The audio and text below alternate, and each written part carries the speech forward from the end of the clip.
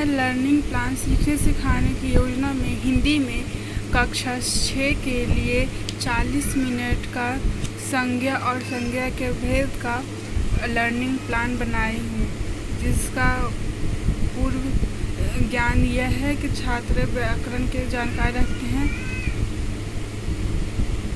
और इसका विषय वस्तु का संक्षिप्त विवरण ये है।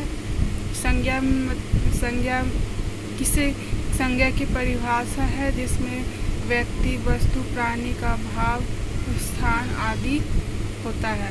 फिर इनका उदाहरण दिया हुआ है और इसके अलावा रिश्ते, धातु, मौसम, पदार्थ आदि भी संज्ञा कहलाते हैं।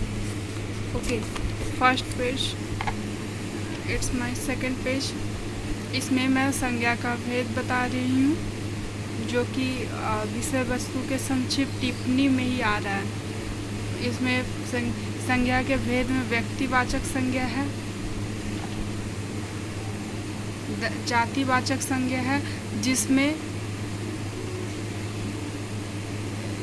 अभी इंग्लिश में 2 ठो आ गया है, जैसे कि द्रव्यवाचक संज्ञा है,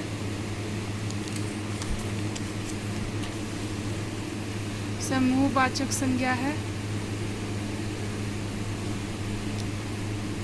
और ये भाववाचक संज्ञा संज्ञा के 3 भेदों में से थर्ड है, भाववाचक संज्ञा, जिसके उदाहरण सहित प्रस्तुत है।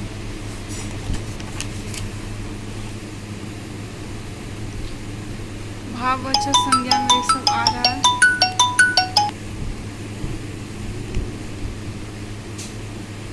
भाववाचक संज्ञा में आ रहा है जातिक संज्ञा से, सर्वनाम शब्दों से, विशेषण शब्दों से, क्रिया शब्दों से, ऐसे जो शब्द बन रहे हैं। उद्देश्य है इस विषय वस्तु से पढ़ाने का हमारा क्या उद्देश्य है, इससे क्या पूर्ति होगा विषय वस्तु को पढ़ाने से, उसका है ये चीज़। फिर है मैंने इसमें क्या TLM यूज किया है मैंने 4 डस्टर, श्याम पट,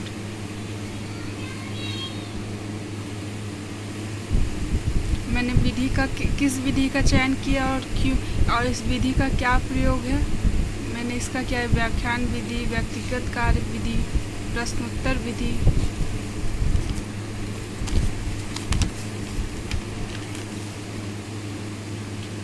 प्रदर्शन विधि तो ऐसे छोटे क्लासेस में भी करते हैं, लेकिन आप इसे बड़े क्लासेस में भी कर सकते हैं, क्योंकि समझाने के लिए बहुत इजी होता है।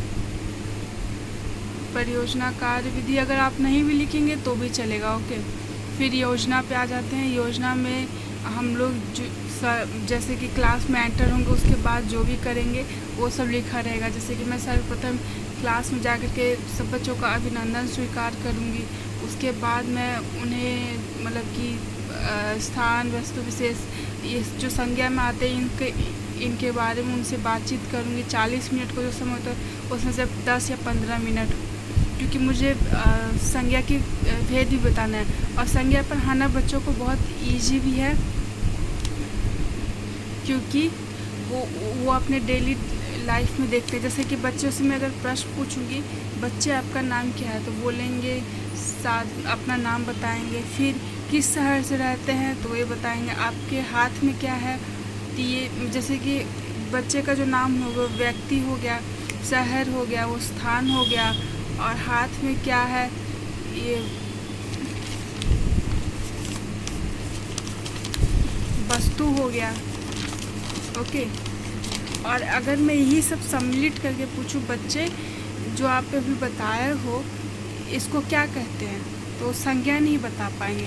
तो उसी चीज़ को मुझे उन्हें समझाना है कि आपको जो डेली लाइफ में करते हैं। अब मैंने जो आगे पीछे लिखा था उसको कि मैं ये सब उसका यूज करूँगी।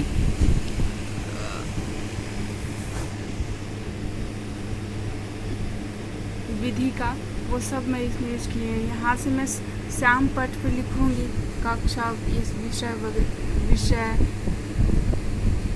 उपकरण, दिनांक, और उसके बाद मैं संज्ञा से स्टार्ट करूँगी, फिर उसकी परिभाषा, उसके उदाहरण, संज्ञा का मतलब तीनों प्रकार के और मैं फिर बताऊँगी। ओके, ऐसे लर्निंग प्लान बनाना बहुत इजी है, बट फिर भी अगर आप गाइडेंस देखते हैं तो भी ठीक है। मूल्यांकन के प्रश्न टीचर्स के लिए होते हैं। देखिए, जैसे कि हम कक्षा में ही पूछेंगे बच्चों से ये सब के बारे में, तब हमें ज्ञान, ऐसे तो बीच बीच में क्वेश्चन पूछेंगे पढ़ाते पढ़ाते, लेकिन कक्षा के एंड में पूछेंगे कि कितना विकसित हुआ है उन लोगों का ज्ञान इस टॉपिक को लेकर के। फिर ये सब गृह कार्य में देंगे, और फिर हमारा अनुभव क्या रहा कक्षा में, किस चीज़ को पढ़ाते। जैसे कि मेरा अनुभव था कि संज्ञा को पढ़ाना आसान था, क्योंकि उनका डेली लाइफ में वो लोग देखते करते, सुबह उठने से शाम को सोने तक उसका इस्तेमाल करते हैं। अब बस उसका भेद बताने में थोड़ा डिफ़िकल्टी आया, क्योंकि उसमें मतलब कि विशेष शब्दों का यूज़ किया गया, विशेष व्यक्ति, विशेष जैसे कि उसमें था, तो वही सब इसमें है। ओके।